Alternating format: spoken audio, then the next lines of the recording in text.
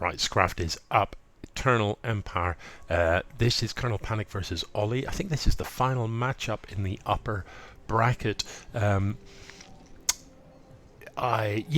So both of these players, in fact, lost to Maticus. So the winner of this match will be in sort of second in that bracket and will go through to the quarterfinals. The loser of this match will play off against second place in the lower bracket.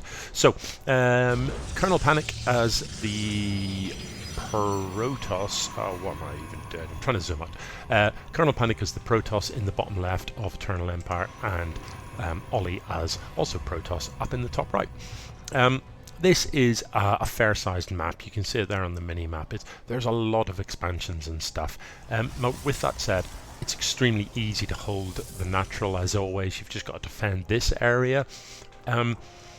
There's maps similar to this. You can position your army here, and you can defend your third, but actually there's 2 entry points to the third. So despite this being a big map, unless you sort of build a wall or a structure here or something, it can be tricky enough. This third can be abused, and once you're up to 4 bases, this fourth is quite a long way from this position, and this fourth is quite a long way from this position, so multi-prong attacks can be really effective. So even though it's a very large map, it's actually quite tricky to get up to that sort of stage where you own half the map. But we'll see what's going to happen here. There's 2 gases for KernelPanic, but he's not mining really much gas. He's only got 1 worker in the gas, so I don't know if that's a mistake. Ollie only has the 1 gas up, but I suspect we'd see that he's got the better gas income with 3 workers mining. So this worker for Ollie is down in the location of the third, and I believe is just chilling out. I don't think he's up to anything. Although, you never know, the side core has just started, so if he is going to maybe proxy a Stargate or something like that, I wouldn't mind seeing that. This would be the perfect position. You drop a pylon here, you throw the Stargate down here, and it's such a short distance then for your Oracle to get into this mineral line that you can get that Oracle in super fast. But as it is, Ollie is going to come in, have a little look around in here, see what there is to see. And there's nothing too much to spy at this stage. What's of interest, when the side core has finished, frequently you see what tech choice your opponent's going for, and if he clicked on that building, he will know that it is a Twilight console. If he didn't click on it, obviously you can't tell. Some buildings it is possible to tell what's building just from this sort of shape of the glowing aura. Now, this is within vision, so KernelPanic should see this. Sometimes, when a Protoss is trying to cannon rush it or similar, it's actually the noise that the pylons make warping in that it gives the game away. If it's within vision range, you do hear the sound effect. If it is not within vision range, you don't. So, KernelPanic hasn't responded to this at all at this stage. But, the Forge is... Well, there you can see the Forge is not done yet, so it's a very early pylon to be trying the cannon rush. Meanwhile, I'm not so sure that Ollie has responded to seeing the Twilight console. An early Twilight can mean that it's going to be a blink all-in or something like that, but can frequently mean Dark Templar. So I'm interested to see how this game's going to pan out. Is this going to become a cannon rush? I believe the Forge has now finished up, and I don't see any evidence of cannons. So maybe he's just hoping that his pylon will stay hidden, and he's going to be able to warp in units on this side of the map. No, it is going to be a cannon. I can't see that this is very likely to work. There's enough zealots here to wander over and shut this down, so long as Ollie responds to it. So, yeah, let's have a look. Ollie, anything from Ollie? This is what Ollie's looking at right now. This is the way he's panning about. So he's not looking in that corner, and you can see there's a big old chunk on the mini-map, but it just doesn't... Okay, surely now he sees it. Surely he saw that. I don't know. He seems oblivious to it, and it does look like this cannon's going to finish up. Now, with that said, the Dark Shrine is just about to finish up too. There are a couple of gateways here. I don't believe that Warp Gate is done. Warp Gate has not been researched, so it's going to be a slow build on these DTs. It's not going to be an instant warp in. On the other side of the map, there's no detection. As is so often the case with people that cannon rush, there isn't a cannon at home. So now, if Ollie hadn't noticed it before, he definitely sees it. But there's enough zealots to deal with this. There's only one cannon, and okay. Yeah, I mean, to be fair, it's important to kill the worker so that this doesn't sort of extend and spiral out of control. So deals with it pretty comfortably, doesn't lose a unit, loses a bit of shield on the zealots, and ultimately this was nothing more than a bit of a distraction. Where's my zoom out? There we go. Oh, whoops, I do apologise about this. There's the big zoom out, yeah, that's what we're after. So DT on the map is going to start wandering about the place, and presumably has just been right-clicked across the map. So we'll see what he gets done. On the other side of the map, what is there in preparation for this? Not a great deal. No cannons in sight. There is armour being researched, but given that the Twilight was perhaps scouted earlier, I'm a little bit disappointed not to see some cannons. If I scout an early Twilight, I am straight away thinking this could be DTs, so I want a pylon behind my mineral line, and I want that powering the cannon, so that if any DTs try and get in and slay my workers, I can A, see them, and I can deal with them. So the DT, this is not that effective a use of DT. It's not zealots that you're interested in. I mean, you've taken the shields off some zealots there, but had this DT been in, go for workers. Had it been in the mineral line, it one-shots workers. Look, every swipe is a dead worker. And that's much more effective. But this is quite nice. Rally the workers onto the minerals in your base while you're building the cannons to get detection of this. What he needs to do here is focus on the cannon, or simply send the DT into the mineral line where there are no cannons. As soon as this cannon finishes up, this DT's dead. So, but Ollie he's also going to need detection back here, and he doesn't appear to be doing anything about that. Luckily, KernelPanic doesn't micro that DT, and it does die to, unnecessarily, arguably.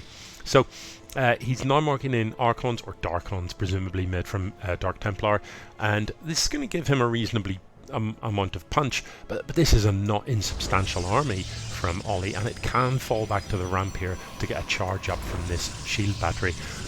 Excuse me.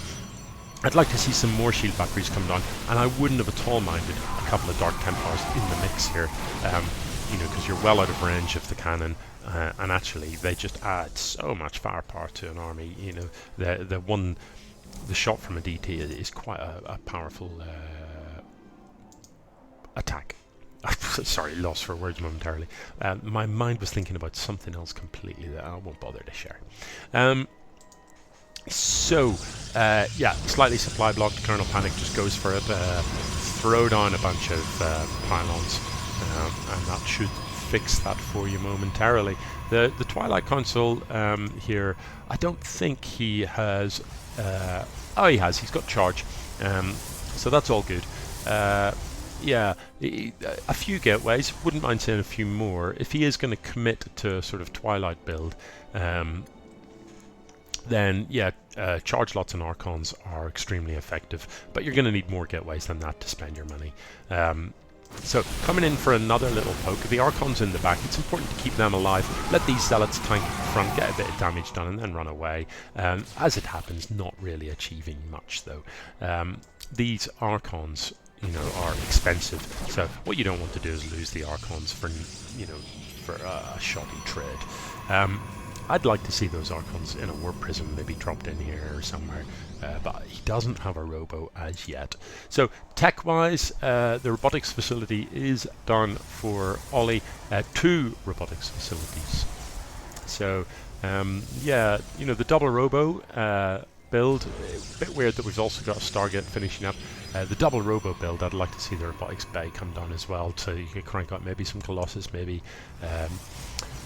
disruptors or whatever you want. But it looks like it's going to be Immortals. Ollie is going to respond with his own Dark Shrine, and actually, where's the detection here? There's no robo, you can't build observers, there isn't a forge, so you can't build cannons, and DTs could really be incredibly effective.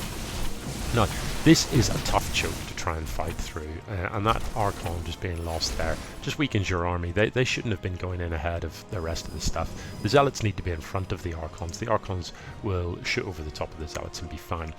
From Ollie's point of view, you know, I'd love a couple of shield batteries here, because a shield battery here, a shield battery here, a bunch of Zealots block this choke, and you're just not going to break that without just massively overwhelming numbers, which at present KernelPanic certainly doesn't have. As you can see, army supply is in favour of Ollie, and it's quite a technical army. We've got these heavy-hitting Immortals. The Void Ray, you know, has a reasonable range on it and can do a lot of damage. There's only one thing that shoots up here, and it's the Archon, so it's going to be very difficult for KernelPanic to engage this army as it stands.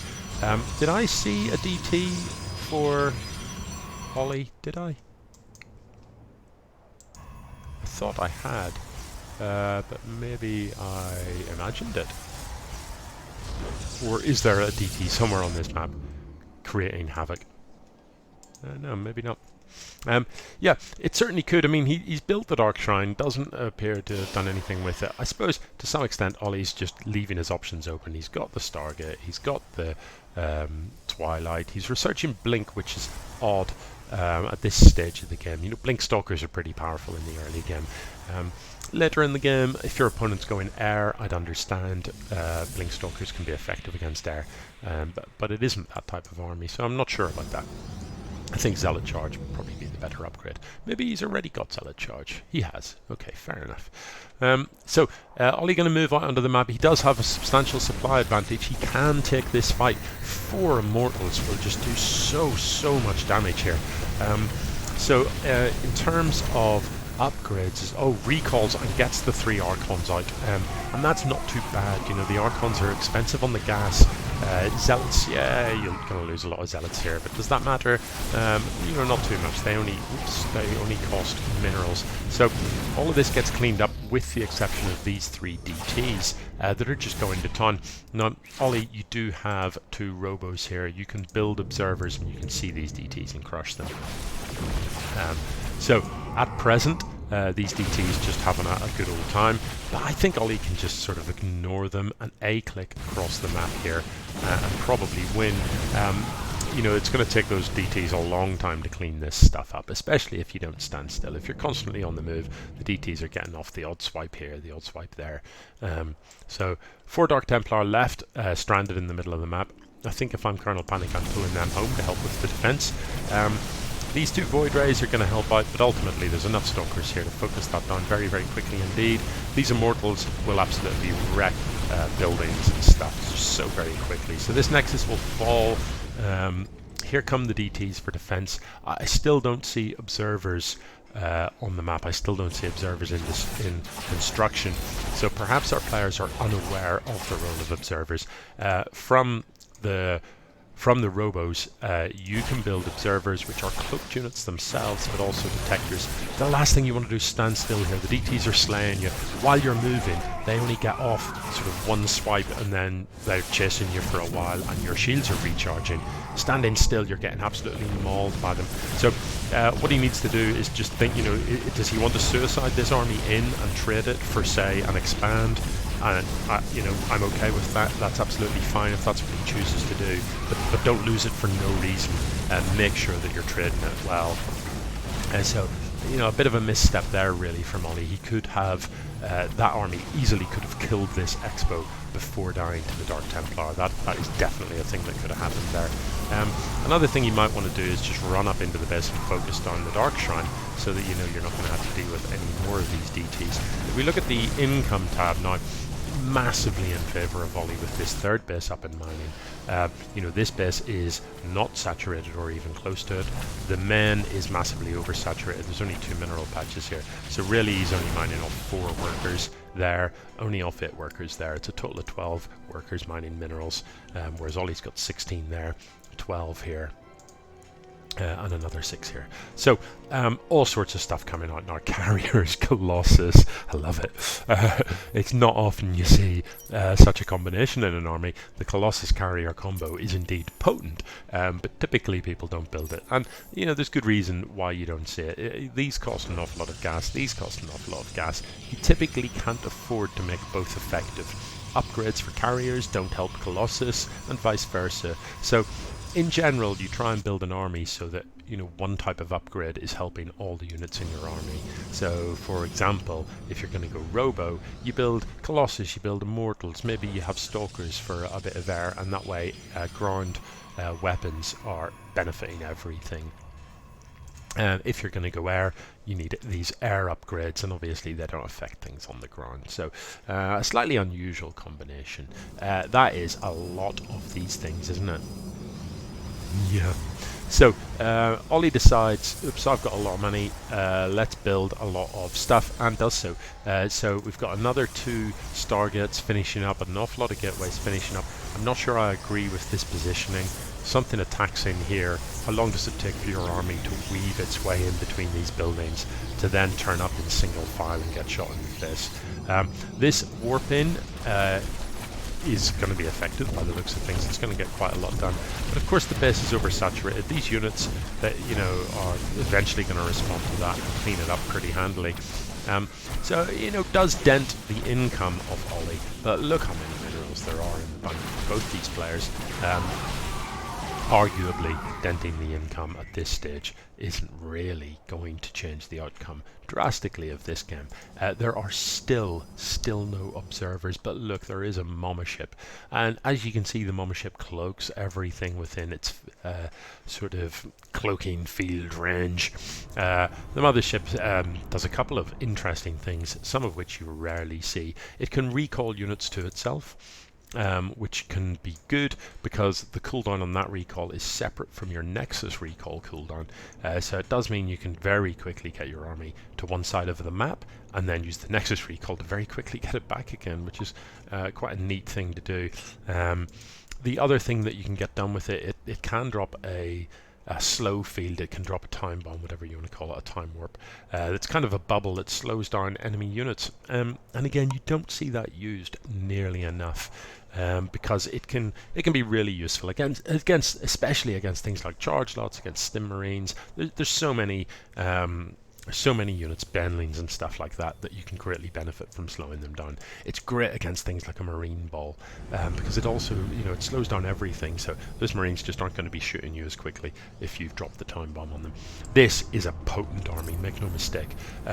This can output a serious amount of damage. There's +1 air weapons, there's +3 armor. I don't see any ground weapons. He's just left these guys behind for some reason, I don't know why, but the big problem here is that these DTs are just going to go unmolested because Ollie can't see them. So the DTs ultimately will clean this up. Now these Colossus can step up the cliff, and that would get them away from the DTs. Just take one more step and the DTs can't. There you go. And these DTs are left behind. I mean, obviously they'll give chase, but you can just keep dancing the Colossus backward and forward if you so desire. The Stalkers, you know, I don't actually see them blinking, which is a shame, having researched blink. Oh, look, the Mama ship comes out for KernelPanic now and cloaks everything. So ultimately, the Mama ship is going to fall to these. That's just such a shame. It's going to die. These can't shoot up. These DTs can't shoot up. So actually, you know, if your only defense is Dark Templar, then these 2 carriers can just kind of go ham on your base and wreck your life. Of course, that is quite a lot of Dark Templar, so you could turn them all into Archons, and Archons are pretty good against carriers, pretty good. Archons do splash in the air, which can make them pretty effective at reducing the numbers of these interceptors. Once you kill the interceptors, the carriers themselves become paperweights. I mean, in general, you're probably better advised to just focus on the carriers, though. But carriers are pretty sturdy. They take a long time to die. So, you know, one Archon on its own is going to fall pretty quickly. You need all the Archons. You need to just turn them all into Archons. Yeah. an Archon on its own isn't going to help you here. So the supply plummets, but look how much money there is in the bank. Is there anything being built? I mean, all of this stuff is unpowered. Ollie has correctly focused on the pylons so that his opponent cannot build things out of these. And KernelPanic is in a bit of a mess here. What he can do though, look how little detection there is. There's that one cannon, there's 2 cannons here, but the rest of this is totally no detection. So, you know, those DTs could actually go ham. I mean, just send the DTs up here. They will kill this and they'll kill this long before they kill them. But he needs to, no, not the Zealot, you need to focus down the detection straight away. No hesitation. This is beginning to look bad for KernelPanic. You know, his stuff is slowly but surely dying to these just couple of units, and he doesn't appear to have a response to it just yet. A little bit slow to get these built. Where are the DTs? You know, he's still got 2 Archons potentially there. I'd like to have seen a faster response in getting stuff up and powered. I can't remember if he researched Blink or anything like it, but one of the big problems he's got here is that actually without a side core, he can't build anything that shoots up. And that's problematic. These are not going to allow any workers to come in here, which is a real shame, because you know, if you can get a pylon down here or here, you can repower these and you can crank out some Void Rays or something to try and kill those carriers. The side core is in production, so that is a saving grace. It's going to finish up pretty soon, and when it does, you can get out some stalkers perhaps, and you can try and see these 2 carriers off and save the day. But I think it's going to be too late. Ollie is just, he's all over the map here. He's got an army, while KernelPanic doesn't. You know, there's only so many times that your DTs are going to save the day. Yeah, warping in a handful of stalkers, you're going to need a reasonable number of them to take down a carrier. Actually, quite a few. Yeah, I don't know what the number is. How many stalkers does it take to successfully win against 1 carrier? I don't know. I don't think it's going to matter, because this army for Ollie coming in is absolutely brutal. You know, there's going to be charge dots everywhere. There's Colossus in the back just dealing loads of damage, and Ollie is victorious and takes game.